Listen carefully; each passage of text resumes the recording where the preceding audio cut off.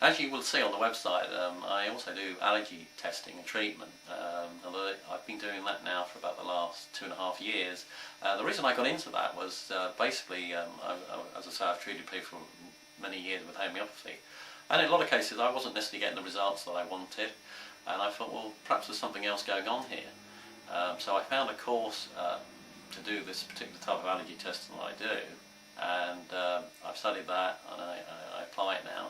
And what I find with that is that often with people they have an intolerance to a substance, and I should explain the difference between allergy and intolerance here. Allergy is something like hay fever or a nut allergy, which is almost immediate in the body and causes various symptoms. And intolerance is something different. It's where you eat a substance, say it's like wheat or dairy, and you may not get symptoms until sort of 12, 24 hours later. And that's never put down to the fact that it was the dairy or wheat product that you ate. So as a result, that's an intolerance, and that means the body's intolerant to that particular substance.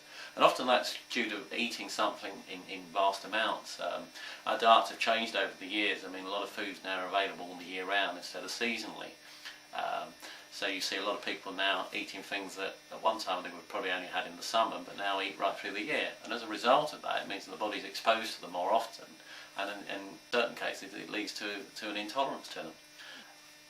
The way it's sort of tied in with what I do with the homeopathy is that I use a sort of form of muscle testing to do the actual treatment, which there's details on the website.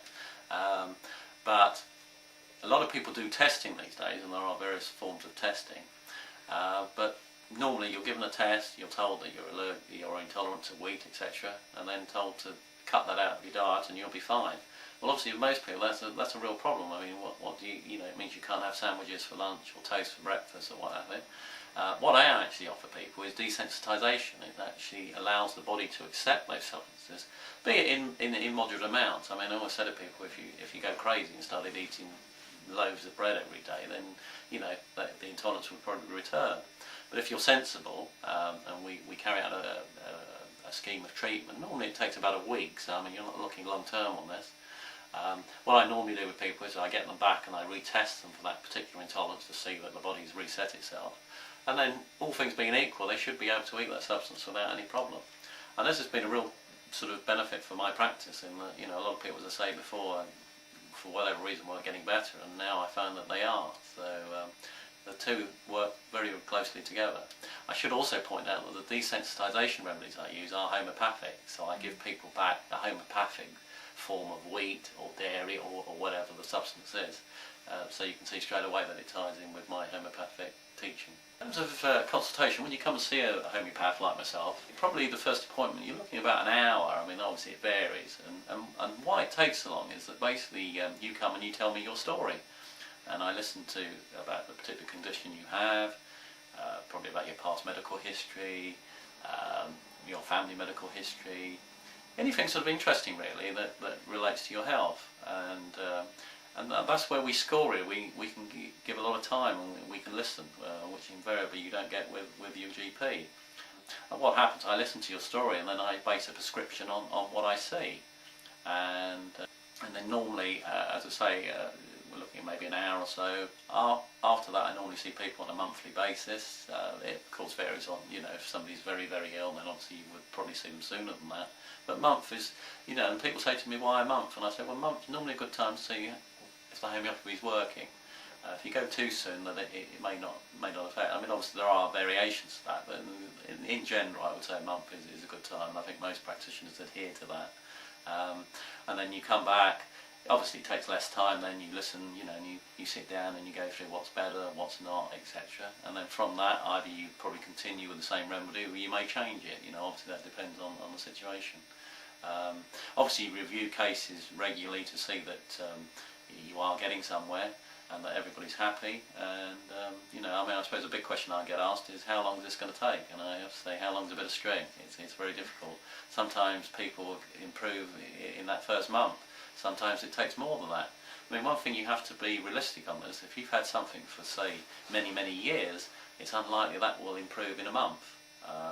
A lot of people come to me that have been back and forth to the doctor for sort of 20 years with something and then come to me and expect me to fix it in a month. Well, that's totally unrealistic. Where I can, I will say to people, look, commit to me for, say, 3 months, 6 months, something like that. It depends very much obviously I do my best to try and get an improvement as quickly as possible, but if you think in terms of homeopathy working with your own body to bring about the healing, if you like, there's very many factors in that, and obviously that can either slow it down or speed it up. There's proof on homeopathy. It may not fall into the sort of classic scientific evidence for that. The way the drugs are sort of tested, etc., is they're done in randomised controlled trials, and a certain number of the people are split into different groups. Some groups are given a placebo, that's a sort of sugar pill, and some groups are given a particular dose of the drug. And then they report back their things, and normally it's done in so that people don't know what they've had. They report back their findings, and then from that conclusions are drawn. The problem with applying that to a homeopathic remedy is that homeopathy very much treats the person, not the disease. So it's a very individualised way of prescribing. So if I had a room full of, say, 20 people with arthritis, for instance, which is a common condition, I guess, if you gave them all the same homeopathic remedy, invariably maybe a few would actually benefit, but the majority probably wouldn't. Though I hasten to add, it wouldn't do them any harm, which is a big plus. But because of that, it would come back that the trial shows that homeopathy doesn't work, and obviously that's not the case. From my own experience, if I had a room full of 20 people with arthritis, I would probably give 20 different prescriptions. So how do you put that into a scientific thing? You can't. All you can do is watch it on a clinical based thing and see the results. And from 12 years of experience, homeopathy works in more cases than it doesn't work. I'm the first to say it doesn't work for everybody, but then which medicine does? But what it does with homeopathy, and I think it's a big plus, is that it doesn't cause any side effects, it doesn't make you any worse than you are when you first came, and in most cases it does have a beneficial effect. I'd just like to reiterate my website address. It's shrewsburyhomeopath.co.uk. Just one issue I thought maybe would be of interest to cover is the fact about homeopathy and conventional medicine, if you like, or allopathic medicine is a different term, but what people would know as the medicines they get through the doctor.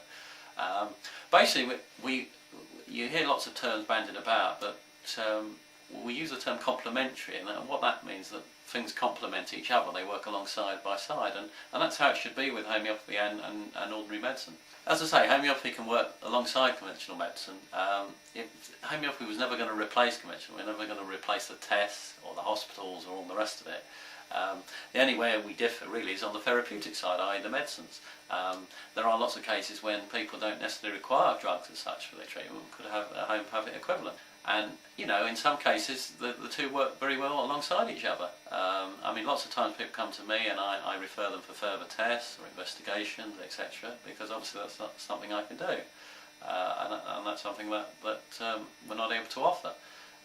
Then when people have got a diagnosis, got their scans back, etc., then they may come back and say, well, can you do anything with this? In some cases we can, some we can't.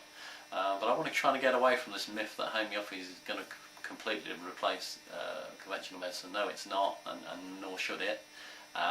Also the fact that if you're already on existing medication, which a lot of people are now, especially older people now tend to be on a lot of different things, it's not a case that if you go to a homeopath, he or she is immediately going to say, stop taking the medicine and go on to the homeopathy. It's not like that. You basically assess what they're taking.